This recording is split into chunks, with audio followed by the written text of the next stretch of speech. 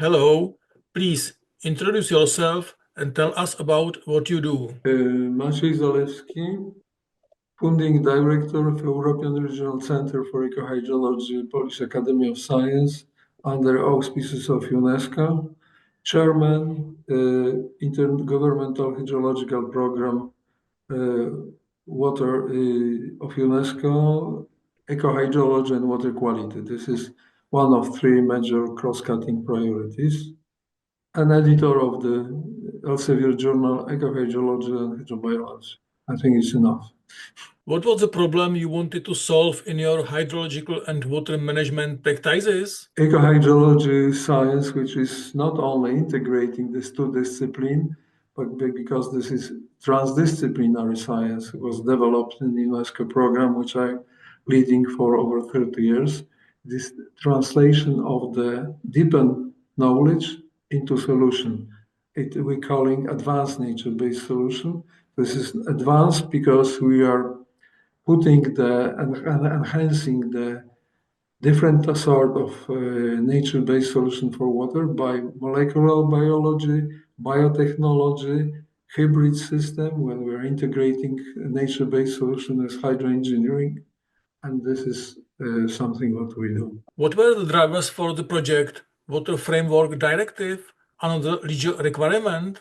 Of course, the merit of ecohydrology is just enhancement sustainability potential of the catchment, which means this is not only Water Framework Directive, but the acronym which is expressing such holistic goal of transdisciplinary ecohydrology is WBSR. It means we have in parallel improve water quality, quantity, bioproductivity, biodiversity, and biocomplexity of catchment.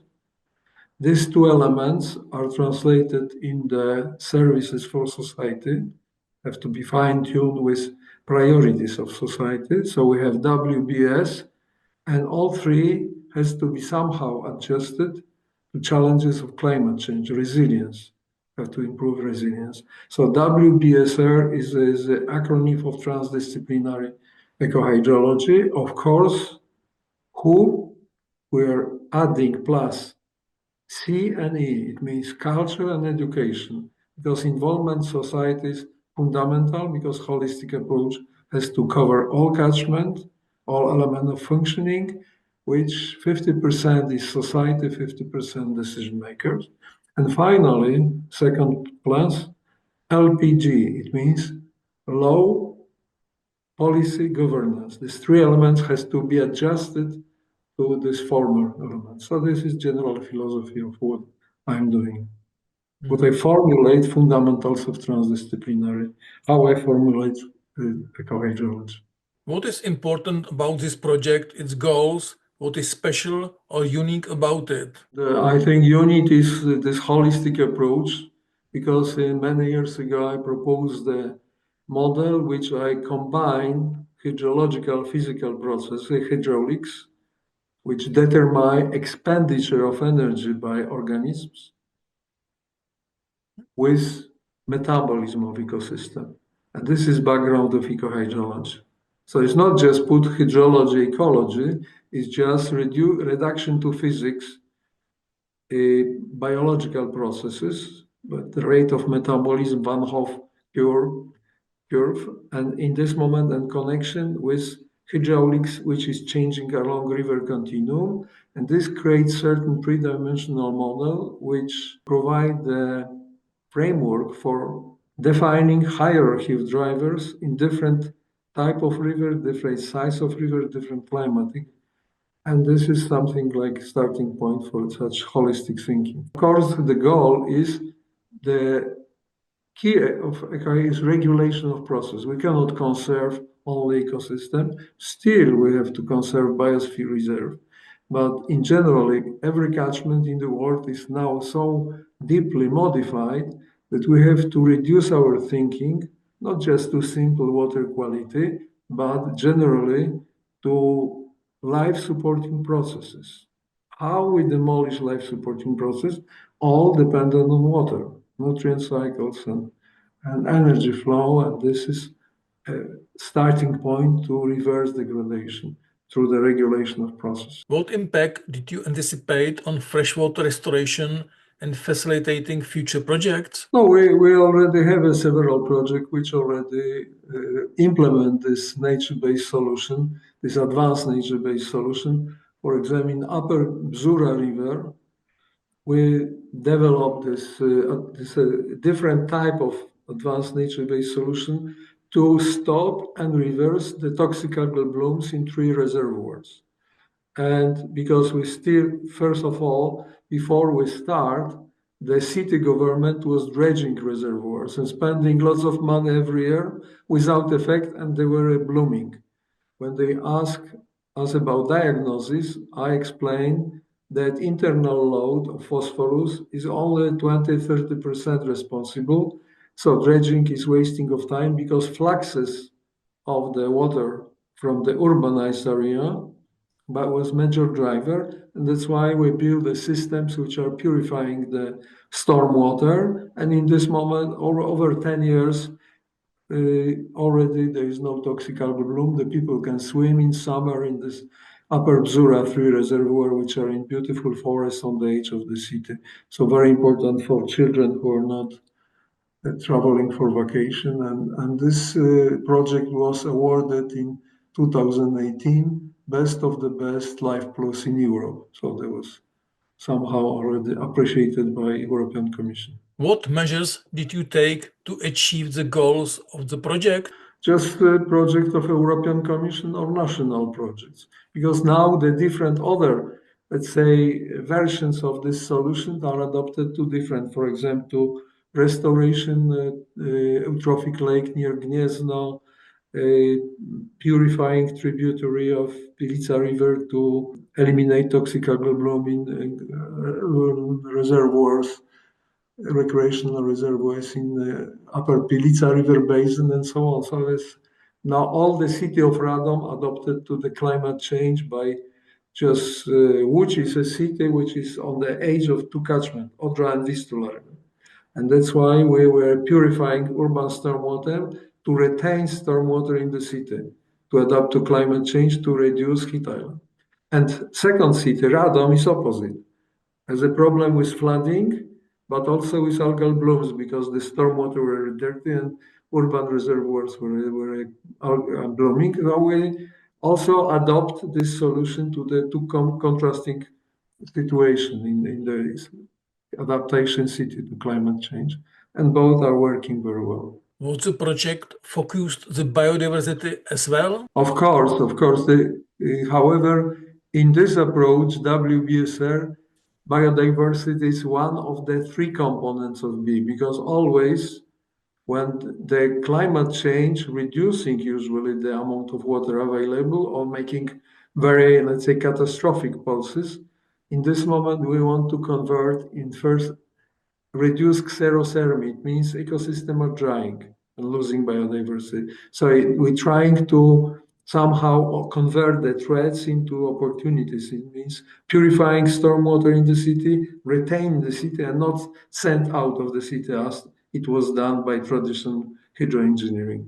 So in this moment, we want to improve bioproductivity because this is fundamental for increased complexity of the landscape, agricultural landscape or urban landscape.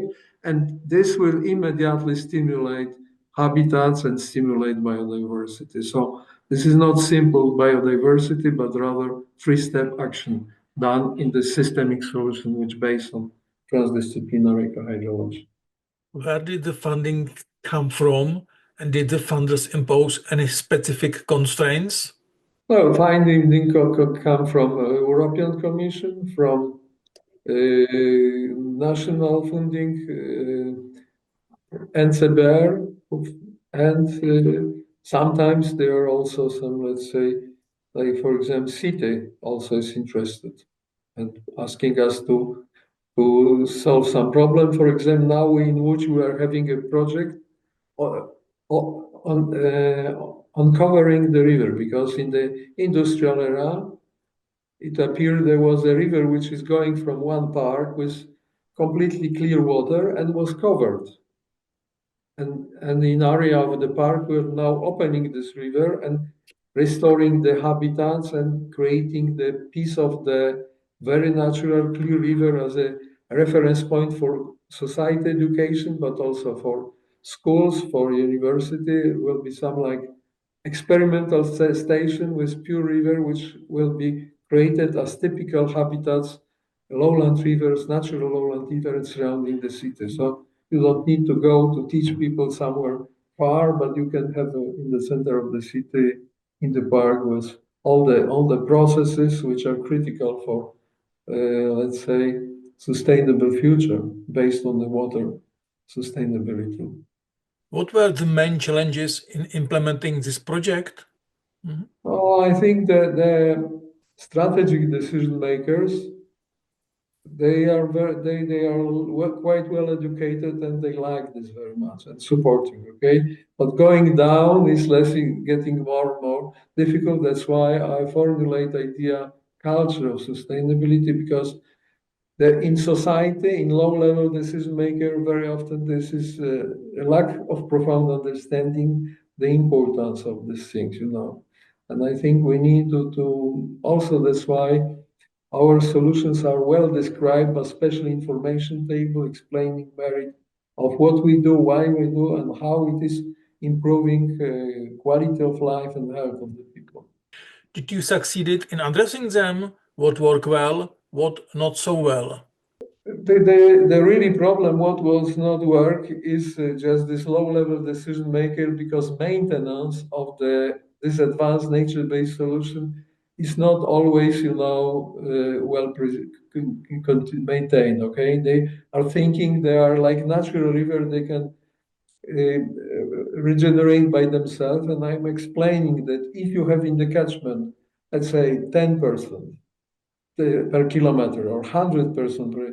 Okay, system can maintain them as a regenerative potential. But in the city, if you have 3,000 people, for example, or more per square kilometers, in this moment, system needs to be somehow maintained. And there are special sedimentation chambers, special separators, and so on, to really keep performance on high efficiency level. And this is somehow is not really well maintained according to timing of processes, because we have in Poland, probably like in your country, the most intensive rain in June, July, and this more vulnerable period for algal bloom, for example. In this moment, if you not maintain before, not prepare well, in this moment, system can have not really achieved the top performance which is really required. What would you do differently next time and why? I think that differently not. I would only would expand the scale of the process and the build synergy between different solutions. This is now the challenge.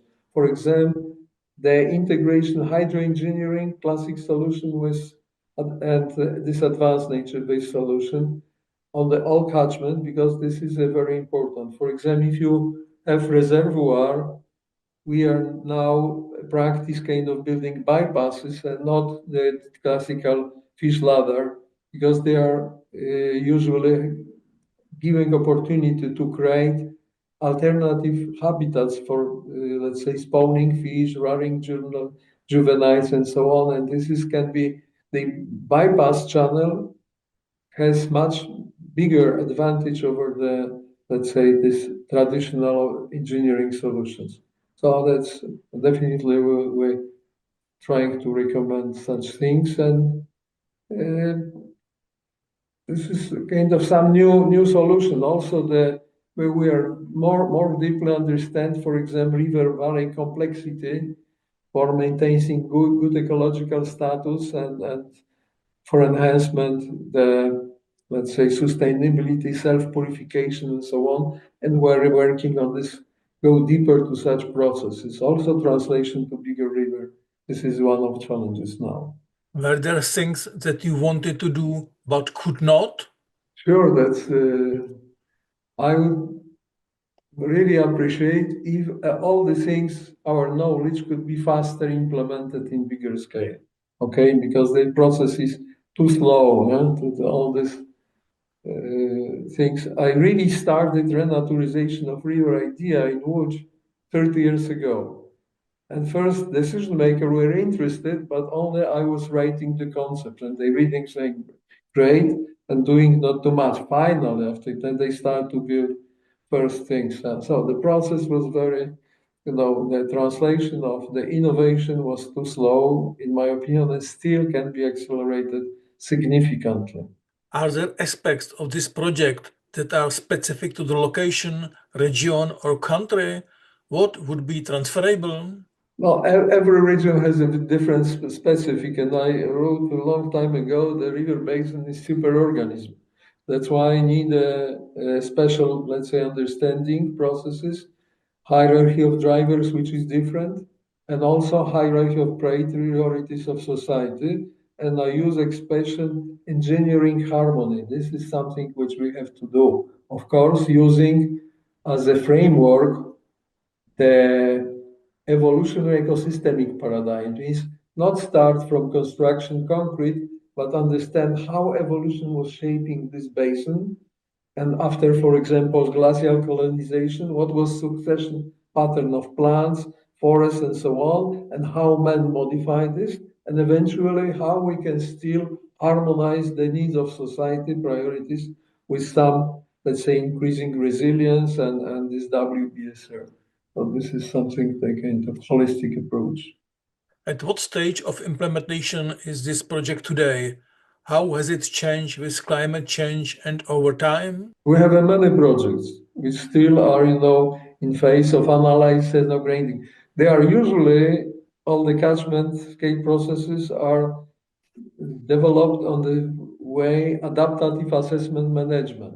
It means that we construct many solutions. We have a solution for reduction non-source pollution in the agricultural landscape, very advanced in different type of catchment, different slope, different soils.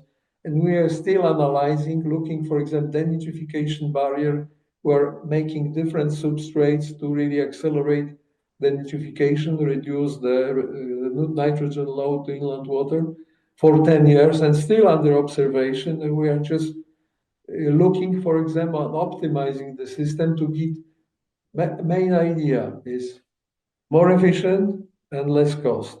Because according to UNCTAD, the UN Conference on Development and Finances, we are having less than half of the money for SDG, what should be done. So we must develop low-cost solution to really catch up with global change and somehow compensate this global change. So we are focusing to achieve the goal, not according to old rule, because nature-based solution, in some cases, we have evidences are order of magnitude cheaper than classic engineering solution in many situations. And this, I think, is the future. What do you see as the main challenges for freshwater restoration projects now? The one of the challenges is society, okay?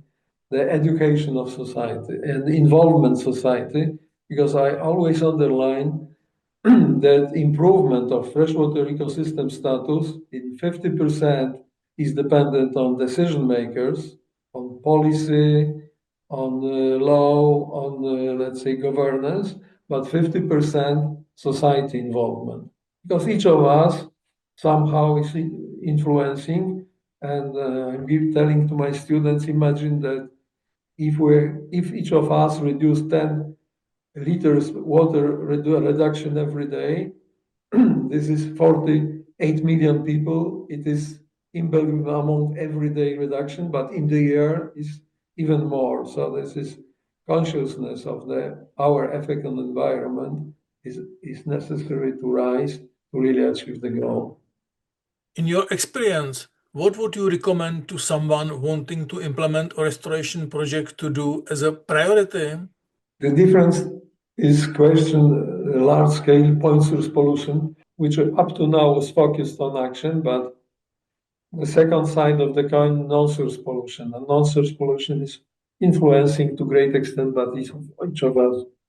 And of course, both has to be somehow, but bigger challenge is non-source pollution because they are not existing in the consciousness of people that not only agricultural landscape, but urban landscape produce great threats by stormwater, which are bypassing the sewage treatment plant, coming very often directed to the river. And this is things which is up to now neglected. What would you recommend that they try to avoid? Conflicts. It's necessary to build a dialogue with all the decision makers and society and give good examples. Yeah? In UNESCO HP program, we are just creating certain so-called ecohydrology demo sites where we're showing how it works. And for example, in Africa, I was having a 5-year program, a Polish aid in Ethiopia, and after I built a system which was purifying stream water, supplying small reservoir, which people couldn't use the water because they were getting ill. So what we found, the first of all, there was dioxin, very high level, because villages above were, when washing the cars, were releasing the oil to the stream. So this dioxin generating. Yeah? And second element, cows were drinking water in stream and defecating to stream, so generate toxic algal.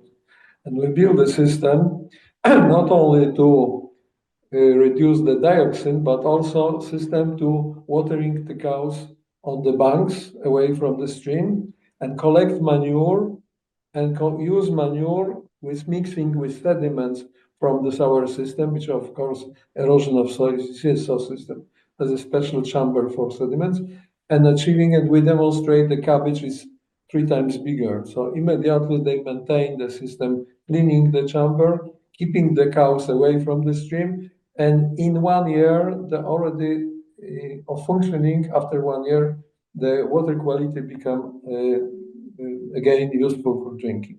So and next, of course, next year when I came for monitoring, the other villages were coming and asking, "Oh, could you construct for us?" I said, "Now your government will construct. You know how they know how to do it." Okay? So if the people see good example, it is best convincing argument to really get involved in this. Do you have any suggestion for your government or the European Commission as to measures that might help enable more and more successful restoration projects? Yes, I think that's this demo site are very much rising consciousness of society with well explanation, with table explaining how it works, why this is important. And in this moment, the people, if they see the you don't need to go to thermodynamics law, but you just can show simple how efficient system is and how it's improving how the health, water quality, and standard of life, biodiversity. In this moment, the society is getting more enthusiastic and also start to also, let's say, taking care more about things like, for example, building the putting the storm water from the roof, maintaining in the garden some infiltration area, and not putting to the channel of the increasing the pulses to the, let's say, storm water in the city, which in this moment becoming dangerous, going bypass and not through the sewage treatment plant. So that's many way of people are really flexible, but they like to see effect in let's say, and explain in somehow popular way, popular science, and not very advanced, very complicated things. In summary, what are your key messages for those facing the restoration challenge? I would say always the science first, okay? You have still many people, especially decision maker, and still believe that engineering is everything, And this paradigm of understanding evolution of catchment, understanding the forest succession dynamics and so on is not considered. And this is a second component equally important as engineering and has to be somehow harmonized, all the type solution, because this is a great potential to improve the status, reduce the impact, and reduce the cost. Thank you very much. Well, I think it's interesting, important goal. So I was trying to do my best.